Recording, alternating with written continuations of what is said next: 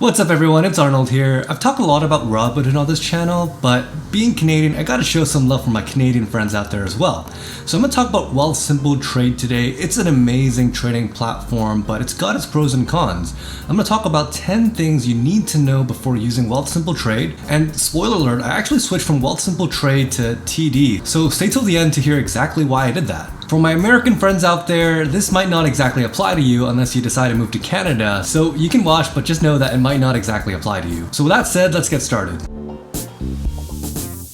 The first thing you need to know is that quotes are delayed by 15 minutes. So your account balance, the quotes that you get from stocks are all delayed by 15 minutes. So let's say you check your stock at 10:45, the value of your account, the value of these stocks are actually the value at 10:30. 15 minutes prior to 10:45. That being said, when you place a trade, it uses the most up-to-date price. So you actually place trades in real time, but what you see is a quote from 15 minutes ago. So I suggest when you place trades, look at the stock price on Google or Yahoo Finance just to make sure there isn't a huge discrepancy between what you see on Wealthsimple Trade and what you see online.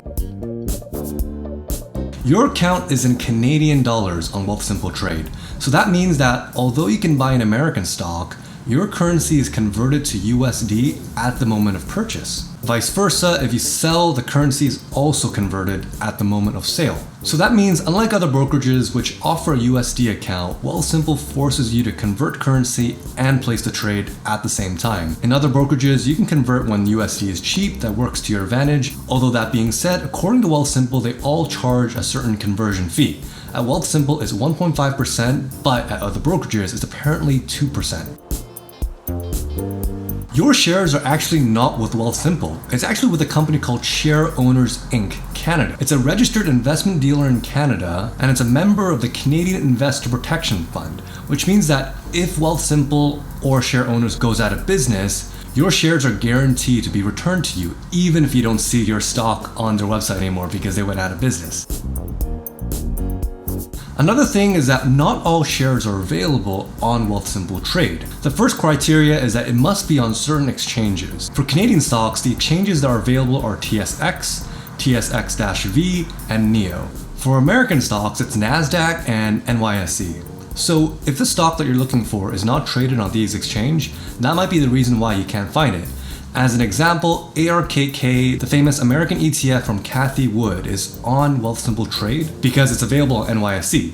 But ARKG is not because it's on BATS, another exchange. Another requirement is that the stock needs to hit at least 50 cents in the last 52 weeks. And it must be traded at least 50,000 times per day as an average volume. So low volume stocks are not included on Wealthsimple Trade. Another thing you should know is that if a stock is dual listed, which means that it's listed on both an American exchange and a Canadian exchange, only the Canadian one is available on Wealthsimple Trade. As an example, Shopify is traded both on NASDAQ and TSX. So only the TSX version is available on Wealthsimple Trade. And this is actually to your benefit because by buying the Canadian version, you don't have to pay the exchange rate. And that's usually 1.5% as I mentioned earlier in this video. The last requirement is that it must be CDS eligible, which is the Canadian Depository for Securities. Now, the CDS is a clearinghouse, much like DTCC in the States. And I talked a lot about clearinghouses in one of my last videos. As an example, Disney is ineligible because it's not qualified by the CDS for whatever reason. And this information is actually extremely hard to come by on the internet. So if your stock meets all of the above criteria and is still not listed on Wealthsimple Trade, this might be the reason why. Transfers in and out are free. So when you transfer money from another brokerage to Wealthsimple, that's free. Wealthsimple even reimburses the transfer fee if the other brokerage charges one, as long as the transfer size is over $5,000. And transfers out are free. So if you transfer back to your bank account or to another brokerage, Wealthsimple does not charge a fee. Another thing is that there's a settlement time when you sell a stock. So that means when you sell a stock, you can't access the funds for withdrawal immediately. The settlement time is usually 2 business days. This is such that the clearinghouse can make sure that everything is in order, the money is available, the stock is available, etc. However, that being said, when you sell a stock, that fund is immediately available to you for purchase of another stock, although you can't withdraw it. So let's say you sell $1,000 worth of a stock, You can use that $1,000 to buy another stock, but you can't immediately withdraw until the settlement time is over. And then after the 2 days, if you place a withdrawal request back to your bank account, it takes another couple of business days for the money to arrive in your bank account for you to spend. I'm going to talk about settlement time in a future video, so stay tuned and subscribe if you want to learn more what exactly is a settlement time and why the CEO of Robinhood recently made the case for a settlement time of 0 days.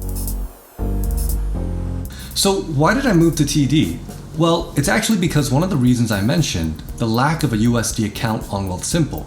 Every time I trade, I'm forced to convert the currency back to Canadian dollars and I have to pay that exchange rate. So if I ever want to day trade American stocks, I'll have to pay the conversion rate every time I make a trade. Whereas on TD or other brokerages, if I day trade on a USD account, I don't have to pay the conversion fee every time. I just have to pay the commission for trade.